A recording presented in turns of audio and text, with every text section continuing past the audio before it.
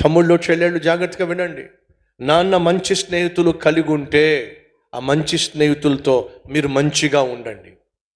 అంతేగాని అమ్మ మంచి స్నేహితులను కలిగి ఉన్నప్పుడు, నాన్న మంచి స్నేహితులను కలిగి ఉన్నప్పుడు మీ పోకిరీ తత్వంతోనో, మీకున్నటువంటి పనికి మాలిన వ్యక్తిత్వంతోనో ఆ మంచి స్నేహితులను పోగొట్టుకునే ప్రయత్నం చేయకండి. అది ప్రమాదాన్ని తీసుకొస్తుంది. యేసుక్రీస్తుని జాగ్రత్తగా పరిశీలన చేయండి. ధనవంతుల ఇంటికి వెళ్ళలేదండి, తనను ప్రేమించిన వారింటికే వెళ్ళాడు. బేతనీ గ్రామంలో మరియా, మార్తా, లాజరు ధనవంతులు కాదండి, కానీ కష్టకాలంలో ఉన్నప్పటికీ కూడా అమ్మ నాన్న ఉన్నట్టుగా తెలియదు అక్కడ. ధనవంతులు కాదు, కానీ యేసుక్రీస్తు అంటే వాళ్ళకి చాలా ఇష్టం. జక్కయ్య ఉన్నాడు చూసారా, చాలా ధనవంతుడు కానీ పాపిష్టోడు.